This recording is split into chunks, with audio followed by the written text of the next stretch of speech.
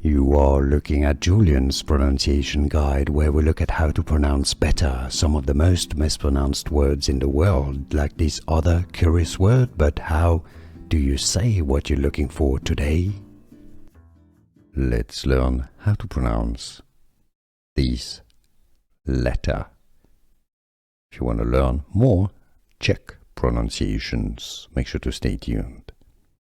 It is pronounced j. J. So that's, you would usually spell this phonetically as Z or Z, Z-H. J. J.